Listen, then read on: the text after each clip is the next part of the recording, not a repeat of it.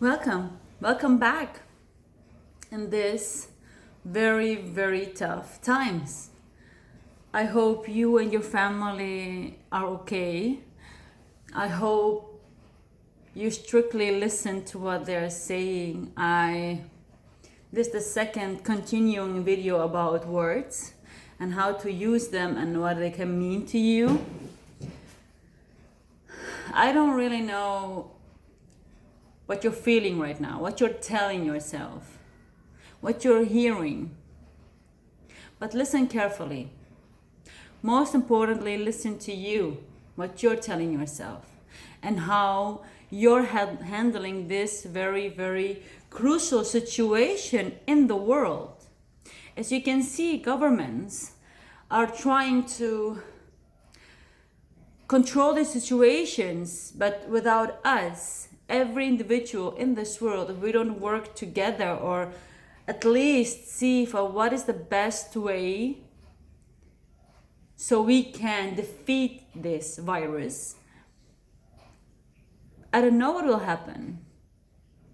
But there are so many things to say about this. I've read a lot of articles about how the rich populations talks about this, but also how the governments talk about this and see this, but also people like in lower segments talk about this. And the working force, they are having a lot of trouble right now. This is going to be very, very, very tough. Not only a health battle, but also a battle economically in the situations of individuals. Like, bars are closing, you cannot go to cafes or eat something in restaurants, everybody has to close, but this means a lot of costs. What can you do? Schools, universities are closed. How can we manage this? But what can you do? What can we do? What can I do? What am I doing right now is telling myself, no, it's okay, it's temporary, first of all, so don't panic.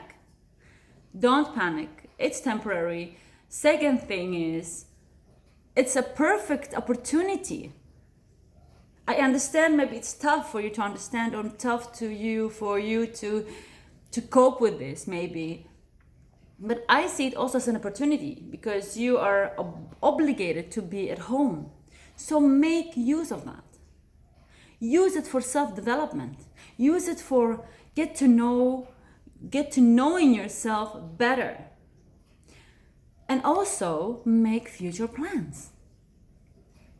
Why don't you a lot of people say, yeah, and we watch Netflix entire day. Okay, try to combine watching Netflix or television or news, because the news, to be honest, the entire day is about the coronavirus. Entire day and evening and night if they want, and telling us how dangerous and how scary and everything. But be selective in what you're hearing, to be very honest to you, because I hear a lot of things, but I still walk outside. I still take walks. I don't lock up myself in the house, because I do listen to the rules, and I see that other people make it more strictly or very loose. They don't even care about the rules. I do listen to them because I think, I'm young. I maybe won't get it, or I don't know, maybe I can. If I get it, I will be better. But the older people or the younger people, we don't know how it will affect them, So I keep on the rules that are told, but still keep thinking for yourself. Don't let anybody else tell you what to think. Don't be afraid. Don't let them scare you, because it's not the end of the world. People are saying, that's the end of the world. It's not. It's not yet even close. The end of the world. I was raised with a religion, and I do believe that someday will come the day of the end of the world, but it's not, absolutely not the coronavirus. Because as also is told, it's not the first virus in the world that came, you know? So don't panic. Think for yourself. Make use of the time that you're free. Like, I understand it's a long time until April, or I don't know how long your country is telling you to stay at home, but make use of it as much as you can to grow out of it, to become stronger. And what are you telling yourself? Tell yourself the things that motivate you to go further. And if this stops, if this ends and you have to work again, or then have a plan ready. Make sure that you have thought about things. Put things in a good list for yourself. And when this is all done and gone, like every other disease ever came and left us, then you can really continue with maybe a success pattern. Maybe you can like help yourself right now by affirmations, telling yourself things to empower yourself, to think forward, or to come with ideas how to optimize your business, or how to use this crisis to maybe think of other ways to continue having your business. Like, feed yourself with the words that you need to motivate yourself so you can continue in this situation, but also in the future when this stops. Because actually, it is tough to being told you have to sit at home. This will have a lot of very, very hard times economically and in the economic world in our countries. But it doesn't mean that when you're sitting home you can just, maybe you can take off, you know, like really relax, meditate, pray, have a shower every single day, a few days an hour, or you can like walk and come to the relaxation that you need. Maybe you were on a stressful times in your job, you know? So my tip in this would be like, make the best out of the situation. You can be mad, you can be frustrated, that's also okay. Being mad is an emotion, you know? Being frustrated, it's okay. Being afraid is an emotion. But don't let it take you down. Don't let it make you numb. Always think, you know, this is temporary.